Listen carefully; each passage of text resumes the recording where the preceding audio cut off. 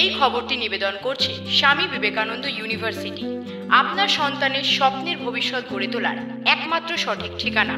আবারও লোকালয় থেকে উদ্ধার হলো দুটি অজগর সাপ। ঘটনাটি ঘটেছে বানারহাট ব্লকের চানাডিপা বড়বাড়ি এলাকায়। জানা গিয়েছে, এদিন স্থানীয় কয়েকজন বাসিন্দা বেরুবাগ নদীতে মাছ ধরতে গিয়ে প্রথমে একটি অজগর সাপ দেখতে পান। কিছুক্ষণ পরেই আবারও আরেকটি অজগর সাপ দেখতে পান তারা। আচমকাই দুটি অজগর চোখে পড়তে আতঙ্কে নদী থেকে উঠে আসেন স্থানীয়রা। খবর ছড়িয়ে পড়তে এলাকায় ভিড় জমে যায় অজগর সাপ দেখতে।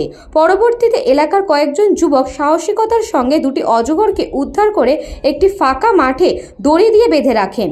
পরে খবর পেয়ে মোড়াঘাট রেঞ্জের খট্টিমারি বিটের বনকর্মীরা ঘটনাস্থলে পৌঁছে অজগর দুটি উদ্ধার করে নিয়ে যান। বন দপ্তর সূত্রে জানা গিয়েছে, দুটি অজগরকে পর্যবেক্ষণের পর জঙ্গলে ছেড়ে দেওয়া হবে।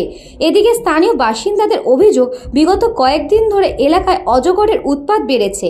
প্রায় বাড়ির উঠোন থেকে গৃহপালিত হাঁস মুরগি সাপের শিকার হচ্ছে, ফলে আতঙ্কে দিন কাটাচ্ছেন গ্রামবাসীরা। কি করছিলেন? আমরা মাছ মারতেছি তো বাইরে কতটা? দুইটা। এই প্রতিনিয়ত কি এইভাবে অজগর সাপ বাইরে হয়? প্রতিনিয়ত বাইর হয়।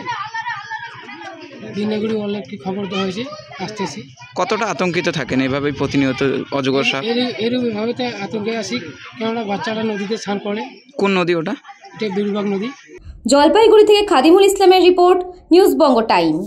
St. Augustine's Day School, Barakpur. Success for every child. Admission open 2026 to 2027. Contact number 900793 4555.